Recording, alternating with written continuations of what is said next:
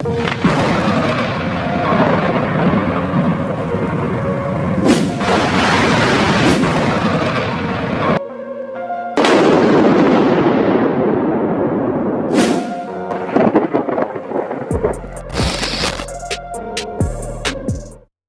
आपका भी दिल घबराता है जमीन से कई किलोमीटर ऊपर आसमान में मेटल के धातु के एक पिंजरे में कैद सफर करने से?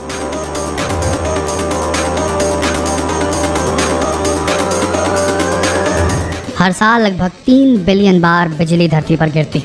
हर साल दुनिया भर में हजारों लोग बिजली गिरने से मर जाते हैं। हवाई जहाज की जर्नी के नाम से ही ऐसे कई लोग हैं जिनके रोंगटे खड़े हो जाते हैं। वैसे सन 1967 से पहले हवाई सफ़र डरावना हुआ तो करता था। कमर्शियल प्लेन्स के फ्यूल टैंक्स उतने बेहतर तरीके से डिज़ाइन नहीं किए जाते थे उस वक्त कि आसमानी ऊंचाई पर पैदा होने वाली ज़बरदस्त प्राकृतिक शक्तियों का सामना कर सके।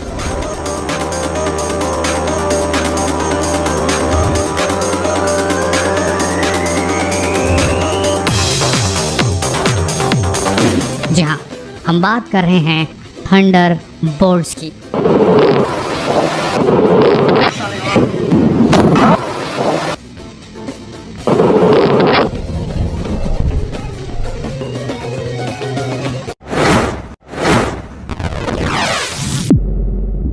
उन्नीस जब तेज कड़कड़ाहट के साथ बिजली गिरी और अमेरिका का एक बड़ा कमर्शियल प्लेन यात्रियों समेत बिजली की चपेट में आकर ध्वस्त हो गया। उस प्लेन के फ्यूल टैंक में ब्लास्ट हो गया था बिजली गिरने से।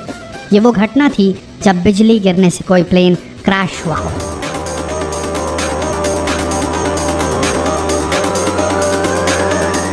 सन 67 के पहले कई विमानों पर बिजली गिरी थी। कुछ बच गए थे और कुछ बुरी तरह दुर्घटनाग्रस्त हो गए थे। 67 की उस घटना ने पूरे विश्व की एविएशन इंडस्ट्री को झकझोर दिया था और तब शुरू हुआ एरोप्लेन्स के डिज़ाइन, खासकर फ्यूल टैंक के डिज़ाइन और प्लेन के फ्यूसिलाज।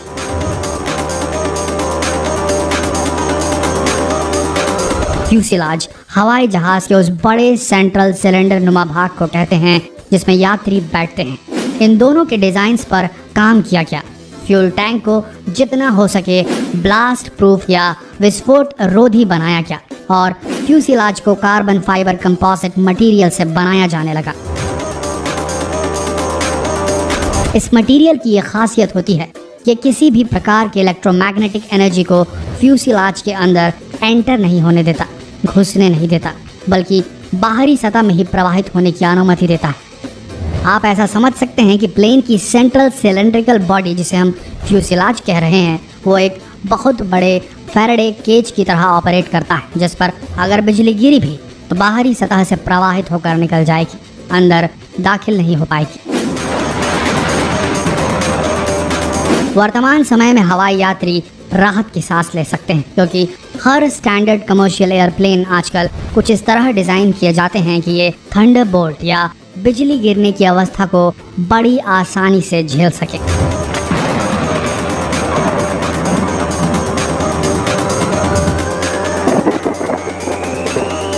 वैसे आपको बता दें, एरोप्लेन्स पर बिजली गिरने की घटनाएं वर्तमान समय में भी काफ़ी आम हैं, लेकिन अब जान माल का नुकसान नहीं होता बस ये है कि अगर मिड फ्लाइट यानी कि उड़ान के दौरान अगर किसी एरोप्लेन पर बिजली गिरती है तो सेफ्टी रीज़न से प्लेन को लैंड कराकर इंस्पेक्शन किया जाता है, जो आजकल की हवाई यात्राओं में एकदम आम सा हो गया है।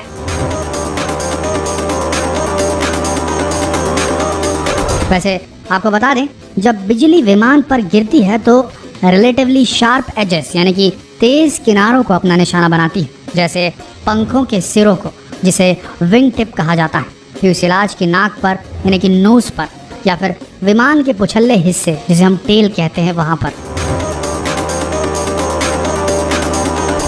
ये इसलिए होता है क्योंकि प्लेन का फ्यूसिलाज एक फैराडे केज की तरह काम करता है, जिसकी वजह से लाइटनिंग बोल्ट उसके ऊपरी सतह से पार होती हुई शार्प किनारों तक निकल जाती है और प्लेन का इंटीरियर हाई वोल्टेज से सेफ हो जाता है। वैसे आपको बता दें कि एक औसत बिजली के अंदर 15 मिलियन वोल्ट तक का विध्वंसक करंट हो सकता है।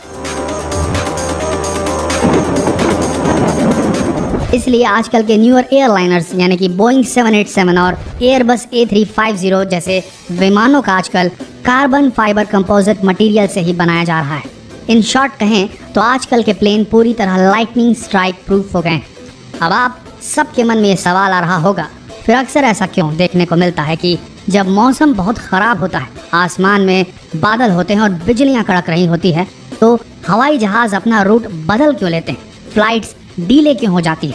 जब बिजली से डर नहीं होता और विजिबिलिटी भी बड़ा इशू नहीं होती, क्योंकि एडवांस विजन डिवाइसेस की बदौलत तो पायलट आराम से देख सकता है, तो फिर ख़राब मौसम में फ़्लाइट्स के रूट चेंज क्यों होते हैं, डीले क्यों किया जाता है इन फ्लाइट्स को? तो इसका जवाब है एयर टर्ब्यूलेंस। देखिए,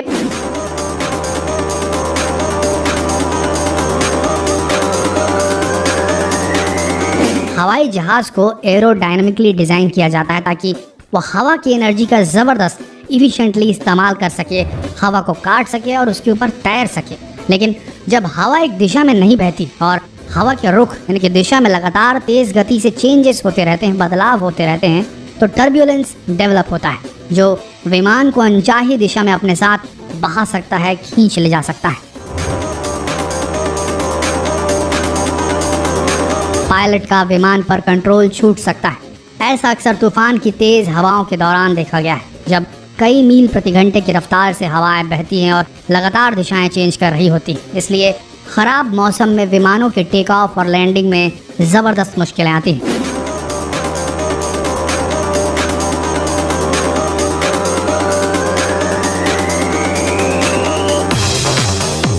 यही वजह है कि विमानों को ख़राब मौसम में ऑपरेट करने से रोक दिया जाता है। तो दोस्तों, कैसी लगी आपको ये इन्फॉर्मेशन, ज़रूर बताएं।